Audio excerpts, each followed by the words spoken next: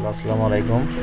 আজকে আপনাদেরকে দেখাবো একটি ঐতিহাসিক পুকুর। এই পুকুরটা হচ্ছে বাগেরহাটের অবস্থিত খান জাহান আলীর মাজার কমপ্লেক্স, ঐতিহাসিক মাজার শরীফ। এটি এটি একটি প্রাচীন এক গম্বুজ মসজিদ বলে পাশে। তো হযরত খান জাহান আলীর তৈরি বিশাল ঠাকুর দিঘি নামে এটা পরিচিত। তো আপনারা যারা এখানে আসবেন তারা এই সুন্দর দিঘিটা দেখতে পাবেন। তো মাজারের ঠিক পাশে একটি বিশাল দিঘি রয়েছে। তো মাজারের পাশে এই দিঘিটা অবস্থিত আসলে। তো আপনারা এই দিঘিতে আসলে অবশ্যই এই মাছগুলো উপভোগ করবেন, পানিটা এবং দিঘিটা উপভোগ করতে পারবেন।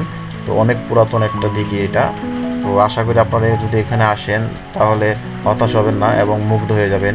এটার যে কারুকার্য, সব কিছু দেখে আপনারা হতাশ হয়ে যাবেন, কোনোভাবেই আপনাদের টাকাটা বিফলে যাবে না। তো আমি মনে করি আপনারা ব্যক্তিগতভাবে এখানে আসেন এবং নিজের চোখে এই জিনিসগুলো উপলব্ধি করেন, নিজের চোখে এই জিনিসগুলো উপভোগ করেন।